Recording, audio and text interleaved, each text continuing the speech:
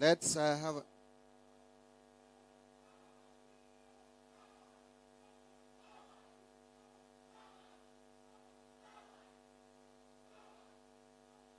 Higher. Thank you. Thank you very much. Let me begin first by giving the formal address to this gathering. And I would start by recognizing the representatives from the University Students Association who have helped me in organizing this forum. Esteemed student team leaders or team members, members of the business community, members of Bunge la Wananchi, my team from the National Treasury, the national government officials led by the county commissioner, distinguished guests, ladies and gentlemen, good morning. I think it's afternoon now. Good afternoon. Let me first start by extending to you all a warm welcome to this Stakeholder Engagement Forum. I wish to thank you all for finding time to attend this very critical event that provides us with an opportunity to share our views on the management of public resources in the country, and particularly in the budget process, more so as it relates to our development agenda. So at that point, I want just to mention that today's engagement was covering not only privatization, but also the budget-making process, which has just begun. The coming month of February, we are going to table into the National Assembly, to the Parliament actually, both houses, our budget policy statement for 2026-27. And therefore, this engagement is very important. It is not an academic exercise. It's an engagement that is going to inform what will be coming into our budget estimates for 2026-2027. So I want to mention that this process built up not only from the meeting held on the 10th of December 2025 in Nairobi, where I launched the National Budget Students Forum with the sole purpose of embedding a youth-centric perspective into our national economic decision-making processes, but also from my previous engagements with Bunge la Wananchi on budget process. Remember last year, I had a historic engagement at Jivanji Garden with the public, more particularly Bunge la Wananchi, on the 2025-2026 budget. That was followed with other engagements, notably in Mombasa, Eldoret, and Kisumu. So during the students' launch, it was agreed on the need for a wider engagement with the youth of this country in their respective regions on matters pertaining to public financial management.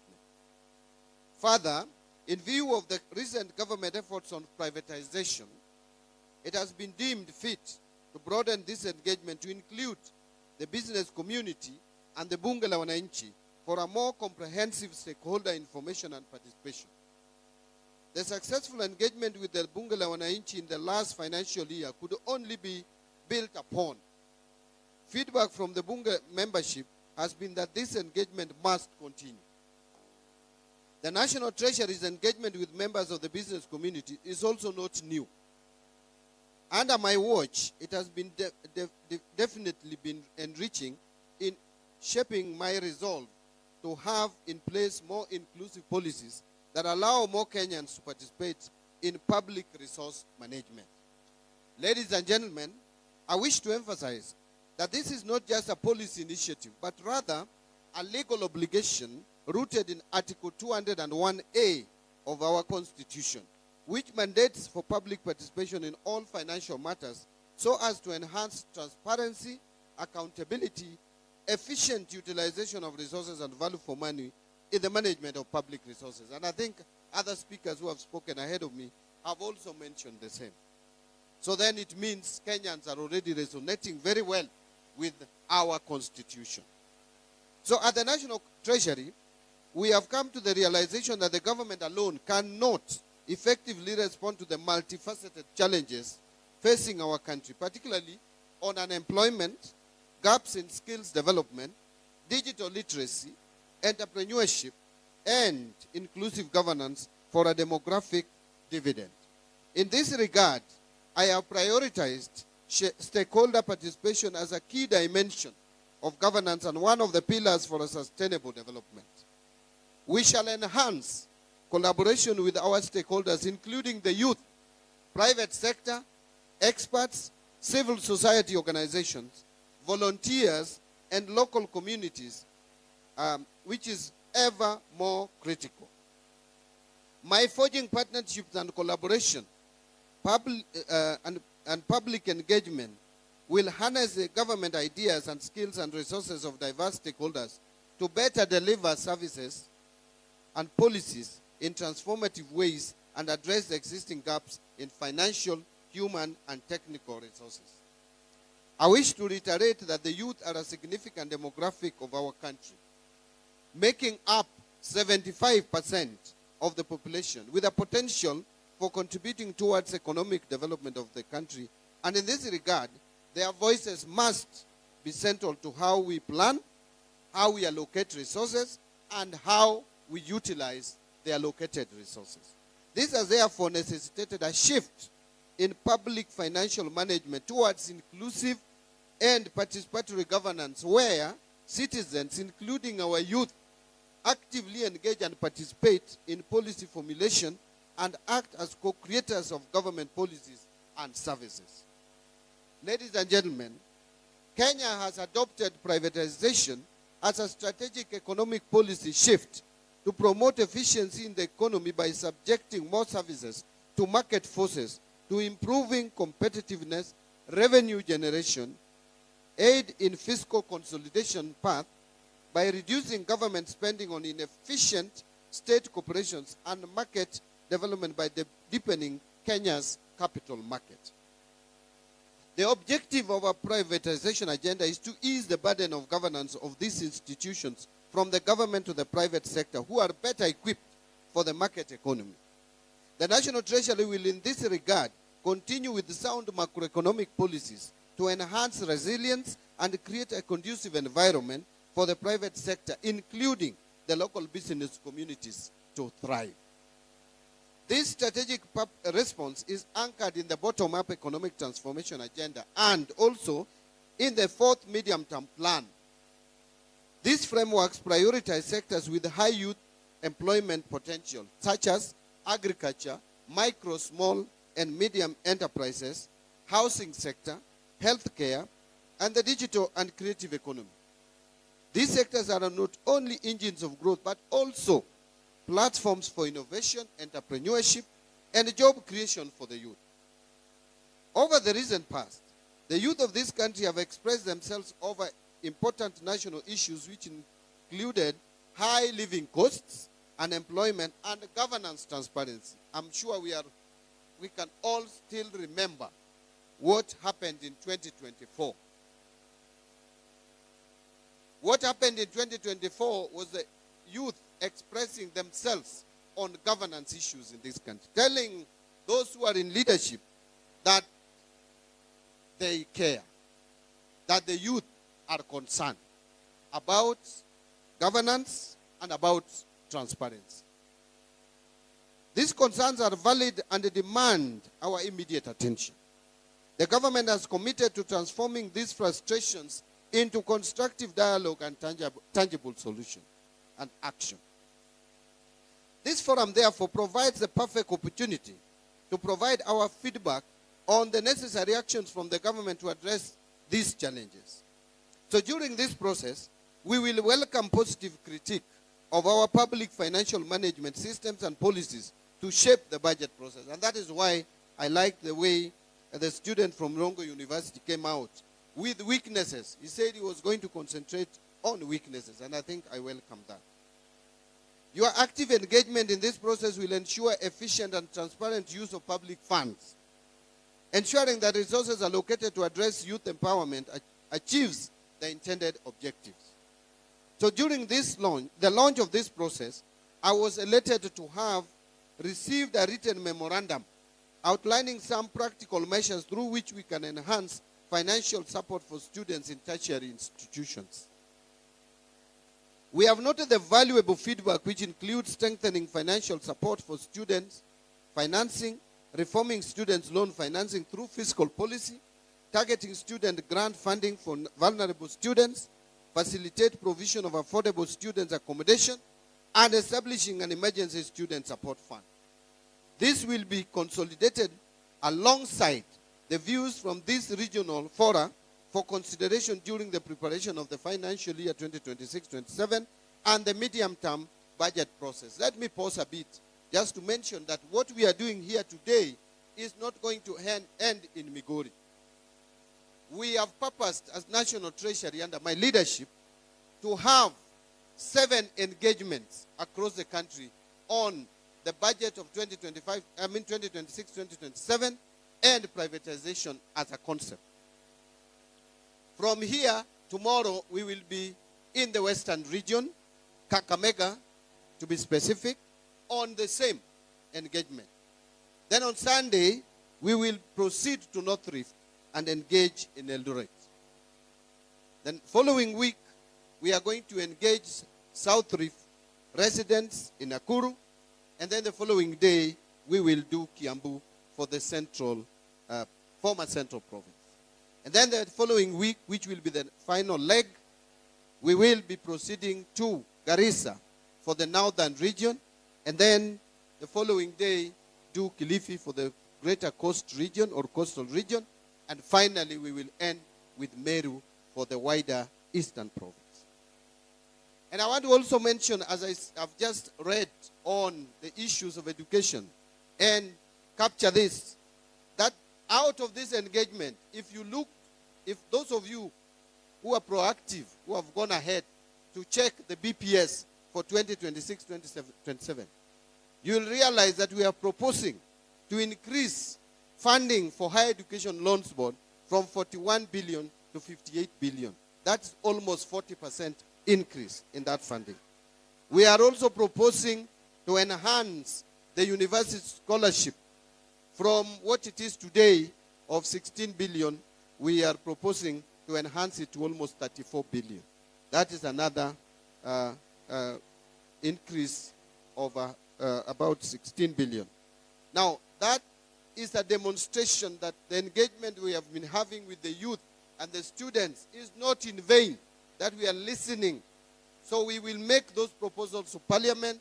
Parliament will consider and approve. I want to respond at this stage that I've heard some people say that we are defunding education as a government. Far from it.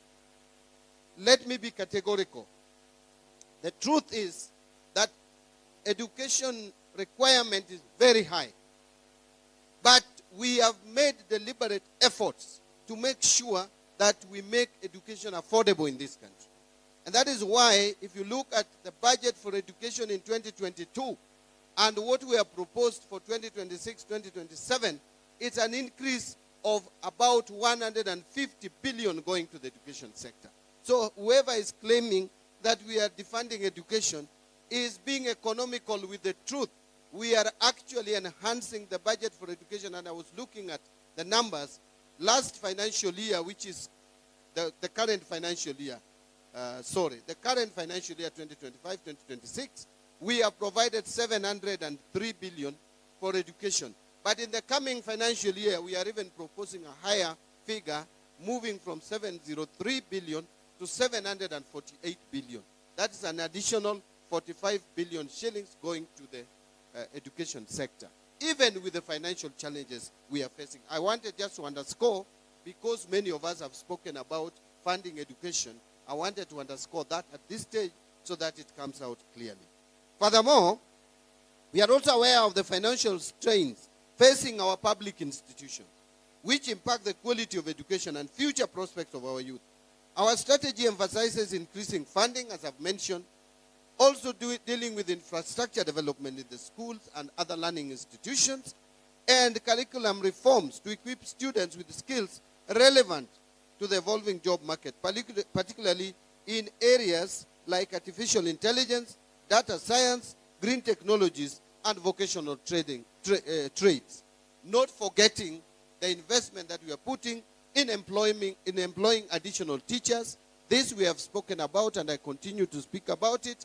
that this government from 2022 to date has employed 76,000 additional teachers, a record in 3 years, and we are going to employ 24,000 more teachers in this financial year. So, ladies and gentlemen, as you are aware, the government has been in the process of formulating the 2026-27 and the medium-term budget. We have in this regard prepared a draft 2026 budget policy statement containing the proposed policies and resource limit for the period. This document has been uploaded on the National Treasury website for public review and comments. I want to invite you to go to the National Treasury's website to see for yourself, because it's a public document, the budget policy statement. It will show you where we want this country to go. It will also show you the budget ceilings for each sector. You can see how much we are allocating for health, how much we are allocating for education, how much we are allocating for social intervention, and how much we are even allocating for infrastructure, and all the other sectors, including security, so that you can comment, you can inform the discussion around the budget for 2026-27. A lot of times, we wait until the budgets are concluded, then we start lamenting and complaining why a specific sector has not received enhanced budgetary provision. Yet now you have the opportunity to make your voice heard by the National Treasury and the government of Kenya through National Assembly.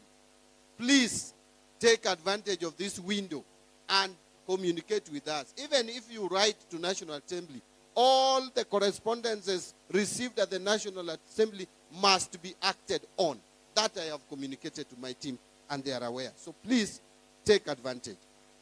So I'm looking forward to receiving valuable comments from, to inform the finalization before submission to Parliament by mid-February.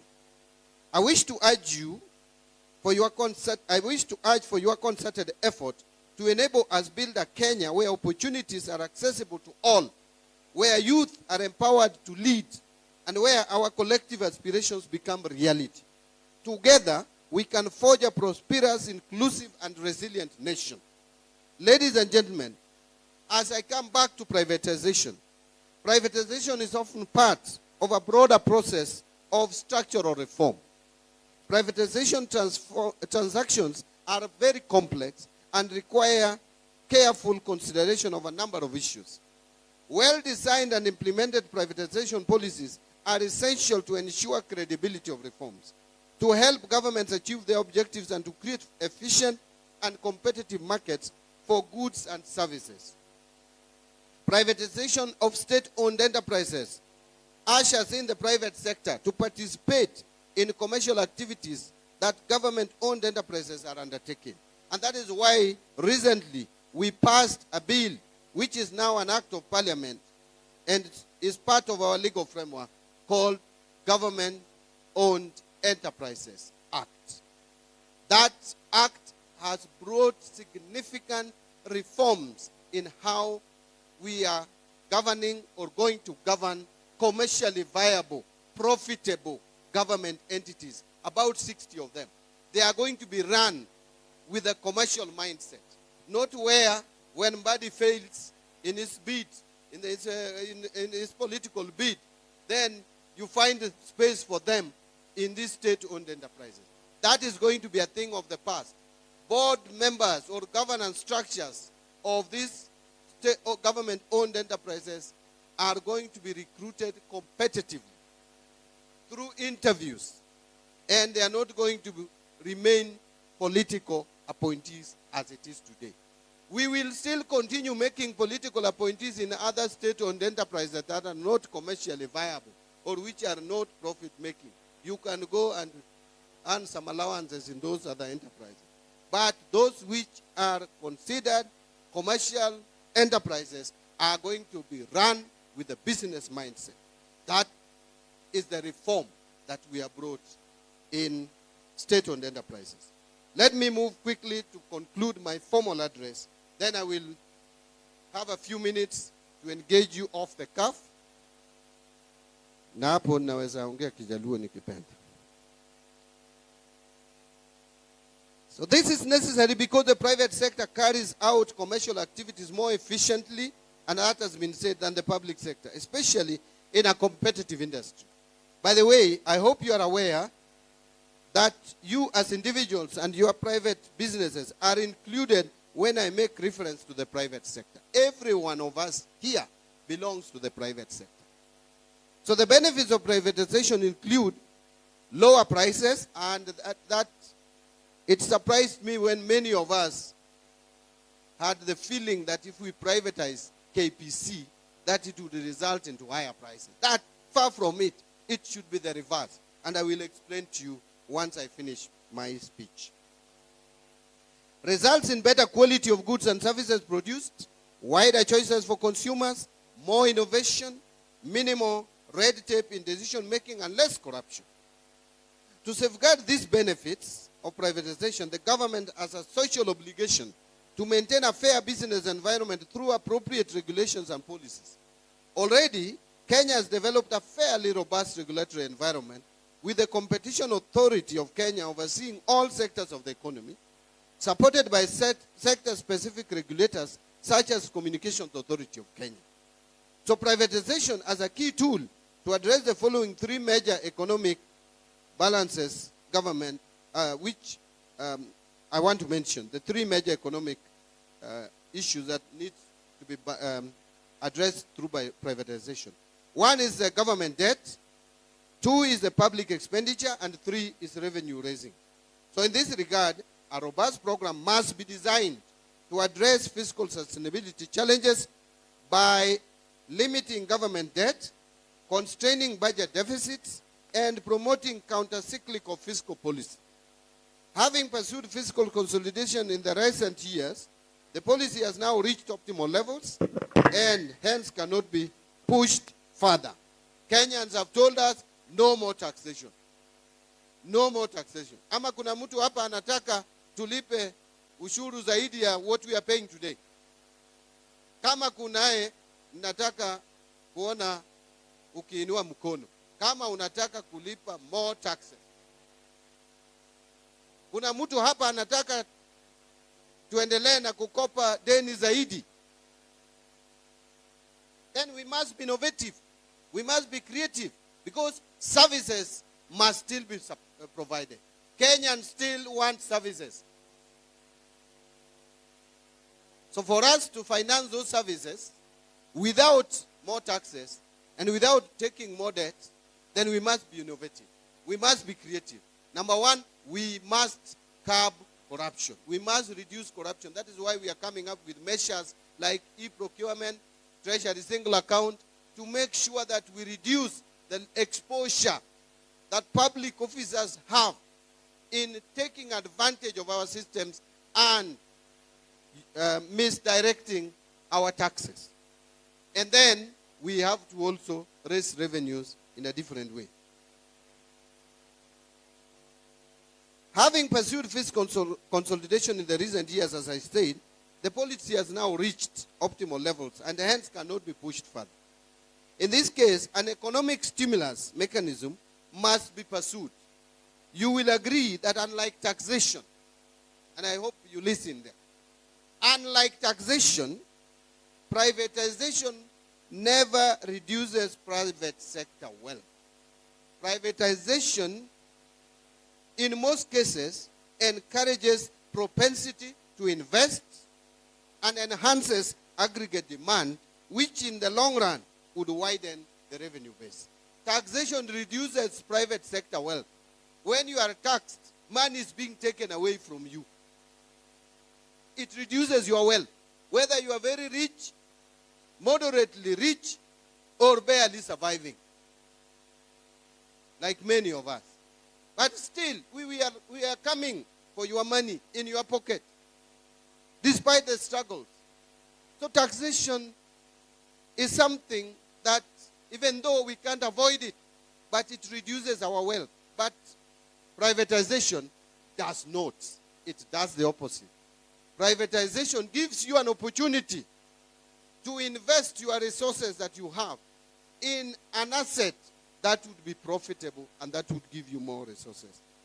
As I conclude, I want to say that our economy is in a critical turning point. And to sustain the economic achievements realized thus far, both from a macro and fiscal perspective, the low inflation that we are talking about, the interest rates that are coming down. By the way, 1 year ago, the average bank lending rate was at 17.2%. Today it is 14.9%. It is coming down. And I want to, that I think is a message I'm sending to our friend from the Chambers of Commerce. It is coming down, although we would want the interest rates to come down at a faster rate than it is today. And that is why we are telling banks they must take advantage of the rates, that the lowering of the base lending rate, to bring down the rates of loans that we give to the private sector. But for us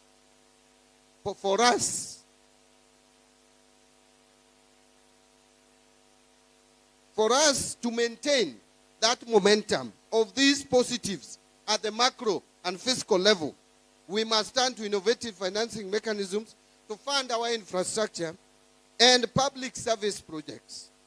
So as the financial needs of the government continue to outpace available public resources, private sector participation has become a critical tool in addressing infrastructure gaps, enhancing service delivery, and promoting sustainable development. There are many success stories on privatization, ladies and gentlemen, as I conclude, before you allow me to make a few off-the-cuff remarks. It is not just Safaricom. By the way, let me remind you, Safaricom was barely a department in the government.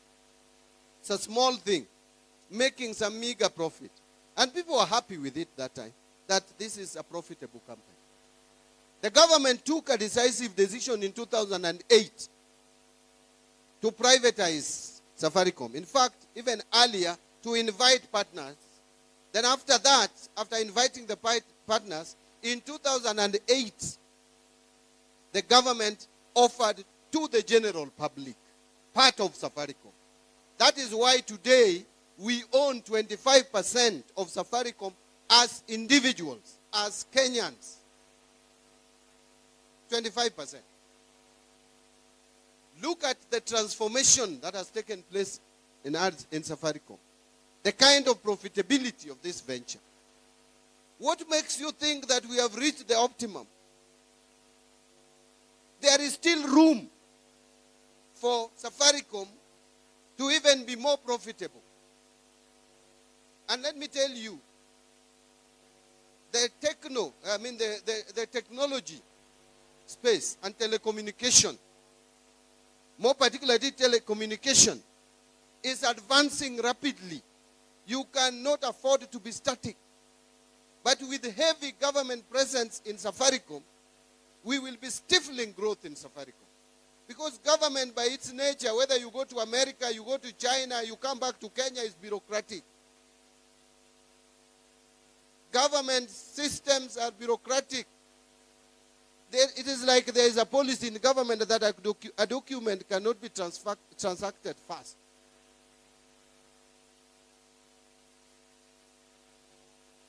So if you want to allow private sector to thrive, a company to thrive or a business to thrive, you must inject private sector ethics into the management of that entity. That is why I am saying, apart from Safaricom, look at KCB. Kenya Commercial Bank was on its knees, was barely surviving a while back. Where is it today? It is one of the most profitable banks in this country, comparable only to a few. Because of privatization. Kenya Power, someone talked about Kenya Power, whether we will privatize. Kenya Power is already enjoying privatization. We privatized Kenya Power and Light. Before, it was running into losses and losses and losses. Today, Kenya Power has started making profit because of privatization. What of Kenyan? I can go on and on. Of course, there are also failures, like Uchumi. We tried to privatize it. It's a total flop. So it depends on how you execute privatization and the timing. If your timing is wrong, you will get it wrong. And I will tell you, with my knowledge and understanding, our timing for Kenya, for KPC, the Kenya pipeline, is perfect. If we don't do it now, believe me, we will regret a few years to come. Don't ask me why. This is the time to privatize KPC to make it more profitable. That is a company that has the potential. If you have money, if you have some money to spare, kindly save it. We are issuing IPO next week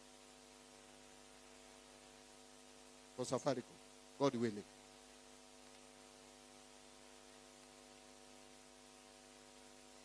Thank you. Wacha sasa nirudi kwa off the cuff. And I want to say this in English before maybe you allow me. I know there are a few of us in the gathering who don't understand Doluo, including my great friend, Deputy Governor. Lakini siku hizi unaishi hapa Migori. I am sure you understand a lot. If I were you, I would still continue pretending that I don't understand. Yes, nijue kina nani wananisengenya. But let me point out the following. I have spoken a lot about budgets.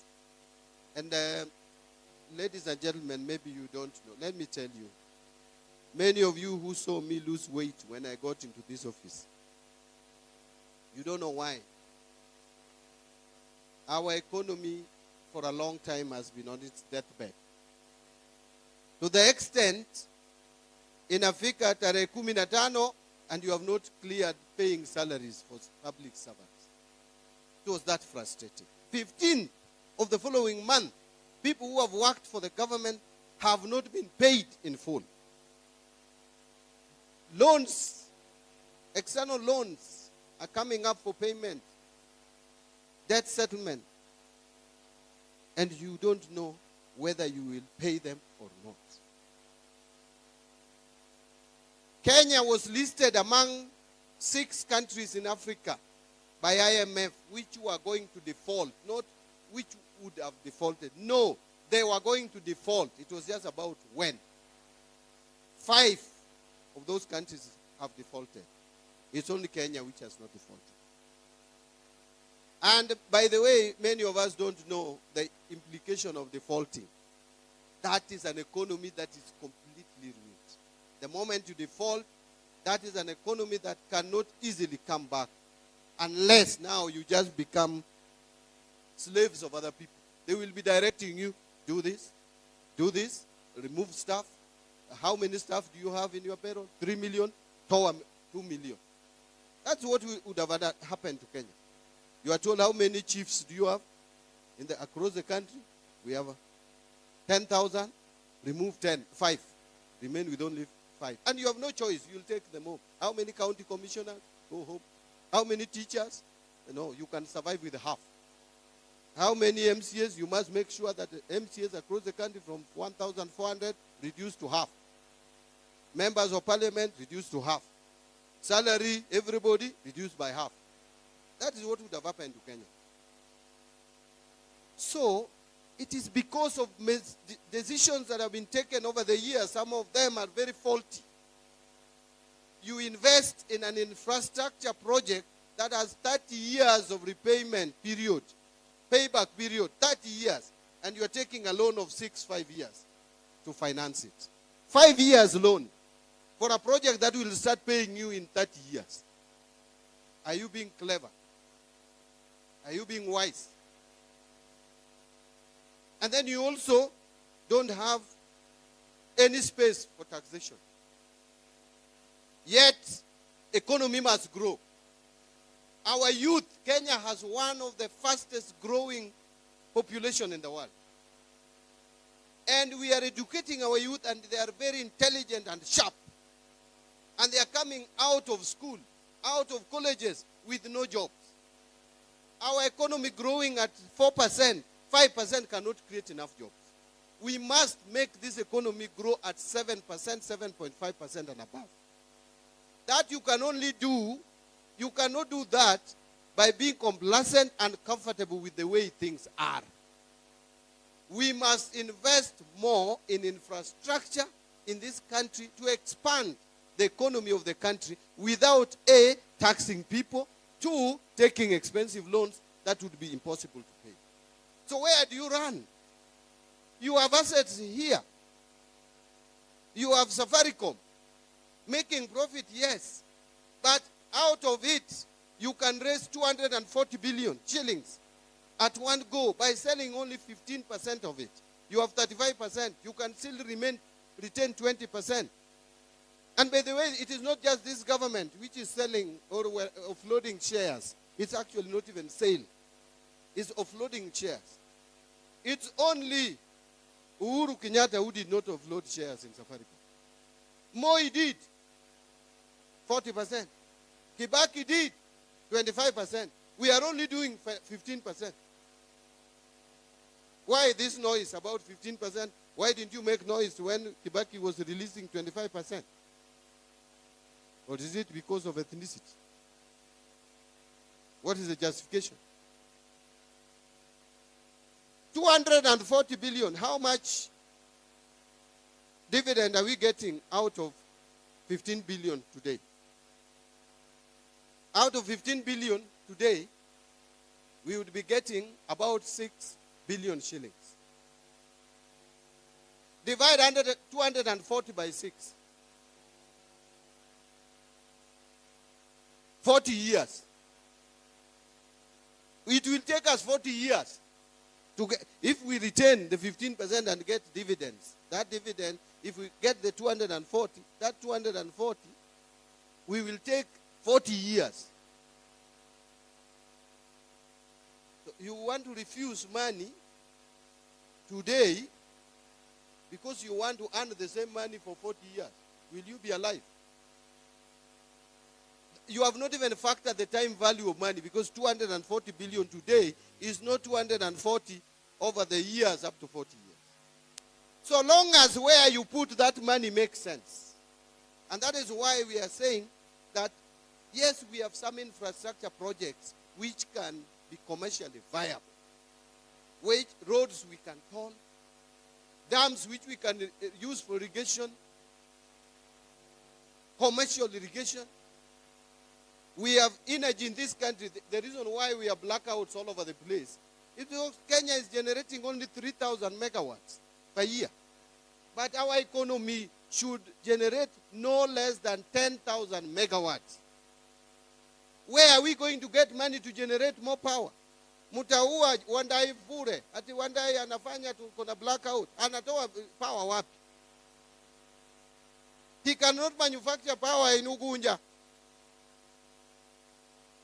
He needs to invest money to generate power and transmit it across everywhere in our villages and in our factories. Where does he get that money? He has to come to me. Where do I get the money? If I cannot offload these shares, what do I do? I will go to IMF, World Bank, to China, to borrow loans expensively. Who will pay it? You and your grandchildren. If I cannot go for loan, I will come for your money. I will come for your salary. I will come for ile pesa unatengeneza ukiuza mboga. But if I can't come for it, allow me to offload some shares. And what we are saying, we are offloading these shares. We get 240 billion and put it in an infrastructure fund. That infrastructure fund is going to crowd in private sector. So what am I saying? Let me just explain it in a minute. If, for example, a road has been costed. Now, let me not give the example of a road. Let me give the example of JKIA. We have the worst airport in the region today. And we are the biggest economy in this region. Number 6 in Africa. The only economies which are bigger than Kenya in Africa is South Africa, Nigeria, Algeria, Egypt, and Morocco. All in, apart from South Africa and Nigeria, North Africa. Kenya is the only economy standing in this region. We have bypassed Ethiopia. Yet we have, what if I was speaking in Kijalu, I would say Kundudo. As airport, leaking. You arrive in Jomo Kenyatta and it is leaking. It's a shame.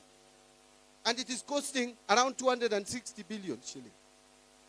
If, for example, we make 20%, we take from this fund, 20% of that cost, which will be about 50 billion, and invest, and we cost it, and we say this airport will pay itself, because people who are coming in pay money at the airport. Those who are bringing goods pay money.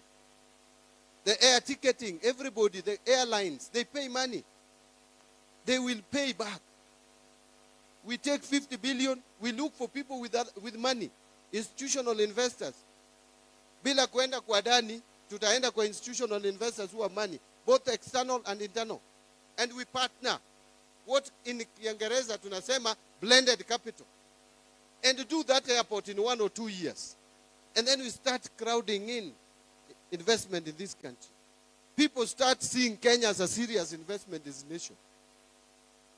Who does not want that? And naysayers will always tell you, government watakula. Kwani ni sisi ndio tunaweza kula, wao hawezi kula? Why must we wait for them to be in leadership? And they have characters worse than some of us. Give us time, allow us space. We get these assets, optimize their value, and invest in our infrastructure. As I conclude, Kenya pipeline, we are again not selling, but we are releasing around 60-65% to you people and any other investor. We retain again 35 like we did with Safaricom. But that company will make more profits, and we are going to raise about 100 billion, which we can put in this fund and utilize to do major projects. We have listed across the country the roads that can be profitable across the country, including Migori and Homa Bay and everywhere else, and the rest of the country. We have listed energy projects. We have listed irrigation. Let me give you this example. Today, Kenya, for food security, out of analysis and assessment, Kenya requires about 10 million to 15 million more bags of maize every year. Beyond the rain-fed agriculture. Now sample this. Galana Kulalu, which we are now harvesting out of the 1,500 acres, 1,500 acres. Galana Kulalu, if we do the dam, we will irrigate 200,000 acres. And that dam costs 40 billion, 30 to 40 billion. And we can irrigate 200,000 acres. Each acre produces between 30 and 35 bags per one harvest. And you do 2 harvests in a year. That is between 60 and 70. Even if you take the lower, that is 60. And you multiply by 200,000 acres, that is 12 million bags. You have already sorted the food situation in the country. Who does not want that? And we need only between 30 and 40. Even if you take 40 billion, will come out of this infrastructure fund. And by the way, Galana Kulalu, the investors are already just around. They want us to invest, and then they come and invest their money and produce food for this country. That is the way we should be thinking. And we can release some of the fertile areas like Ketale, where we are growing maize. We release that area for coffee and tea and export and get foreign exchange to this country. Are those wild ideas? I don't think so. But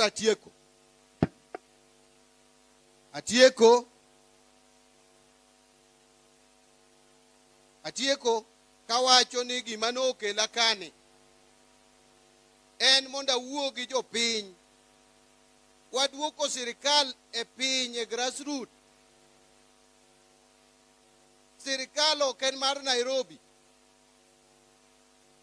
katiba mane wakadho manyien ni ma 2010 ni okawo teko keto kuom japiny ma enin gi an.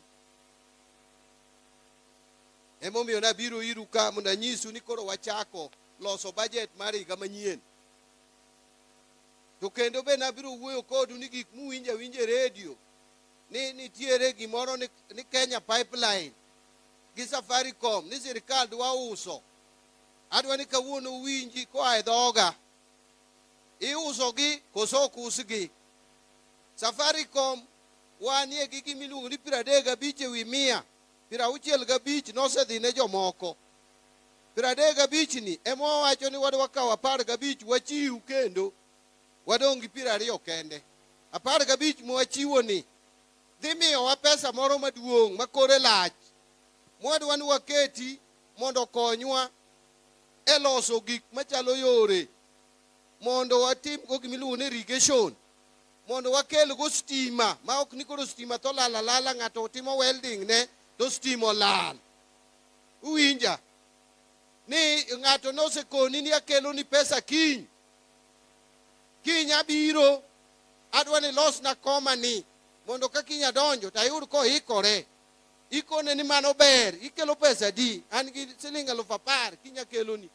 Kore ka sami kasori iloso kom, stima kore kolal. Stima dwa dhi seche 6 seche 8 ibiol idok ot, kik dhako ne ni baro kuonde moko. Dhako riti. Kore kidok ka stima ne pod onge ikuong'o wandai. To gima wandai timo onge nikech stima ema waonge go moromo. Koro wadwaro ni mondo wamany pesa ma wanyalo kelo go stima mabedo reliable. Rach koso ber. Ok bende ratieka mane privatization. Koro adwa na wachnu wach moro koluwore gi Migori ka mondo atieki. Migori ka awinjo ka governor nowacho, governor Musiepna giwacho ka Mbadi Jahoma Bay ni to Migori biyero. Onge Mbadi ma Jahoma Bay. Ana ja Migori. Migori County ka ema wuoro odake higni 17. Emonyuolwa te. Kamonyuolwe mudonge mane dalau. Kuma wantie ja alawe dak. An jadak. Koro kichieng moro gitama bedo governor ma Homa Bay na jadak. But governor ma Homa Bay be okadwar. Koro Migori ka kanyitimo budget manyoro nyo wadhi kodu maber. Ang'eyo ni budget manyo waketo ji penjo ni to nderni manowachi ka gin kanye. To donge nyu neno ka nderni gi nyocha wagolo pesa molandgi. Sama nyo landgi kawuna miyo report. Nderni 7 nyocho lande e Migori County ka. Nderni 7. Sama wawueni nderni 2 kuomgi wachgi oserumo. Ose contractor osebedo identified imiyo baru week manyien. Maendara ma wuok Kanyawanga kadhi dede nyaka Rapogi. En wachni oserumo. To gi ndara machielo ma wuok Posta, Nyikendo, Nyarongi to dhi nyaka Makalda. Ndeni 2 go jokera osetieko wachgi. Gin osetieki imiyo gi contractor. Nderni 5 pod inono buge mondo kiny jo EACC mak jokera ni gitimo procurement marach. Nderni 5 gi inono gi kotieki gimbi imiyo contractors barua. Achiel en Stella Gogo. Mar 2 en Nyarobiro Kombe Nyanchabo Road. Mar 3 en Otho nyaka Got Kachola. Mar 4 en Kababu Bondo nyaka piny Oyie. Kaeto mogik en Nyamtiro Kegonga kugitimo nyaka Loliondo. Yorego itimo negi evaluation as we speak. Pod itimo negi evaluation. Koro adwa wacho ni it is not empty talk. Whatever we had put in the budget, we are releasing money as we get money, and they are being advertised and they are being awarded. The 2 roads I've mentioned have already been, the contractors are identified, they are going to be awarded. Then we give what we call mobilization fee, then we launch them, and I will come personally to make sure that they are launched and they are constructed. We are in Migori TTC. Pardon? Ndara Mamiuru. I don't know why they have left it. Mamiuru is among the 5. Then it is list morning naka. Ndara ilungo ni Masara Nyaka Miuru. Engi a budget of 487 embe chocho lande. More team evaluation upon na kwayo ja roads na list. Then I'm aware of that list, that road out. But angeo ni enbe obedo evaluated to be awarded. Sawa sawa. I'm sorry not on any complication neto tere umos. Mokwango muwa choma sorry no. Adich go moloyu. Ene yo madich go but any complication nike the contractor po kwa golo ndara elwete officially. I don't want to lie to you. Nindara mawok masara kadisori ni birotieki tomorrow. No, we have to make sure ni wa terminate the tender kai to worry advertise. Mawok agolo muoka disori advantage manyo one go. Any no bed awarded to 2 contractors by mistake. And that award by mistake has come again to be a blessing to us. Because now when one contractor has failed, we have instructed a contractor from Suba now to proceed all the way to St. Camilas to connect the 2 roads. I am very happy because now I will not be stuck in the mud. Gewa achoni minister mane mamoke chuodo. Koro kabi moke chuodo kendo Nyasaye okonya anbe lemna uru kanyo. Donge ugona mean. Koro we ura tieki. Keji questions wuok birumo.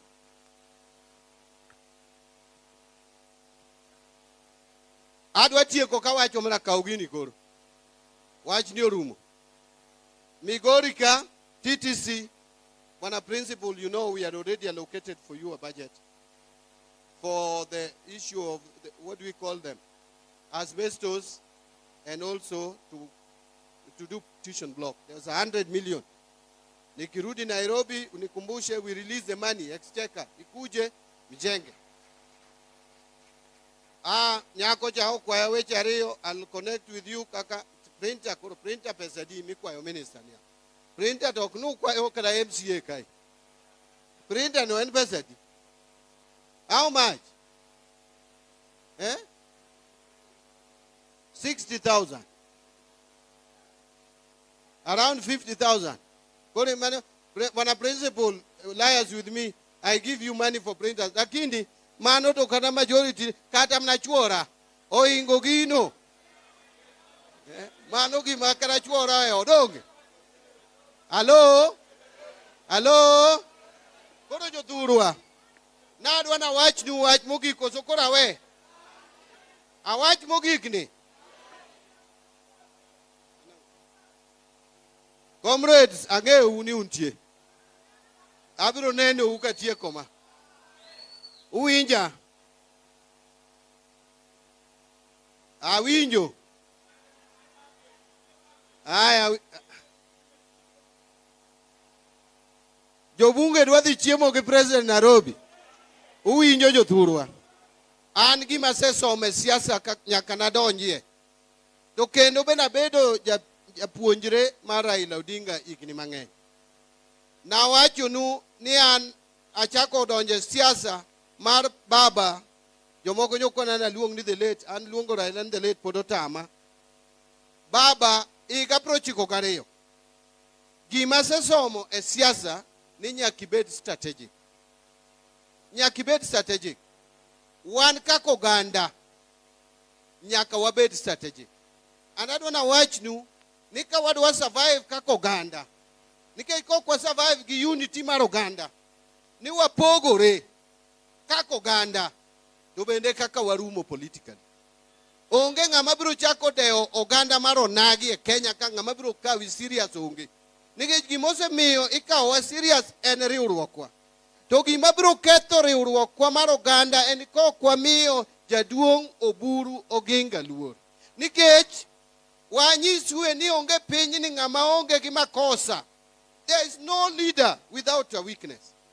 Kata mana baba manyonindo ni wan wajo manyochiegni kode, I would tell you today. Wang'eyo weaknesses mag baba. Monindo goka. But ne waluwo baba religiously. Magimo wacho to bedo final. Oburu nyalo bedo gi weaknesses, but embe nigi strength ne. Oburu nyaka wami luor moromo gi luor mimiyo party leader gi luor mimiyo jatend oganda. We must do it. We have no choice. Gombo to wabiro bedo go. Ng'ato yiene gombo. Kata ini nyalo gombo mtoka maringecha. Mileki. Miakendo sa mileko ina makiketo lueti dirisi woni en mari kichieo. Tinwango ni kare ne manok gachi. Pok ni bedo minister mar finance. Tinyalo leko ni minister mar finance. Koso? So gombo yieni. Ng'ata magombo ogombi. To wawene Dr. Buru thuolo mar telo ne party mar ODM kendo ne telo ne oganda wa nikech Nyasaye emokete kanyo. Chieng' moro mar mbadi biro, Nyasaye biro keta. Kapok oketa, ayie ni nyaka telna. To ka chieng' moro keta, an bende abiro dwaro ni ji oyie ni mondo atelnegi. Mana adieri koso miriambo? Adieri koso miriambo?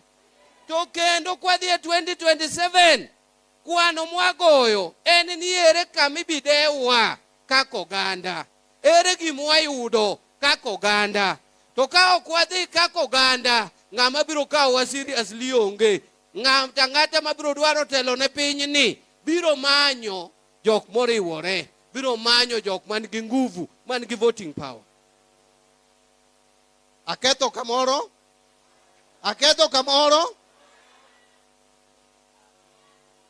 Koro ununeno sani, jowa muneno wacho ni mondo gol Ruto gi. Uneno ka giketo ni onego gol Ruto to giloso teams adek. Team achiel ok wene Ruto thuolo. Wuothe tiende ka seche te. To team machielo ni ei sirikal, sabotage sirikal. An ang'egi. Team mar adek ni oko bakidi. To gin ginyalo timo mano nikech gin gi namba maduong'. To wan ok wanyal pogore kamano nikech namba wa ok duong' kamargi. Omiyo wan mondo mi wabed gi mbi mibuogo go ng'ato, nyaka wabed mana kaka nyocha wan chon. Ema nomiyo nodewa Amolo Wuod Oganda. So an adwa mana kwayo kaka oganda, kendo kik wabed gi pogruok moko matindo tinde iwa. Ni ng'ane kia Jakure, ng'ane kia Jasiaya, ng'ane ja Homa Bay, ng'ane ja Migori. Onge ng'ama ong'e dholuo moloyo joluo mamoko. Waduto wawacho dholuo waduto.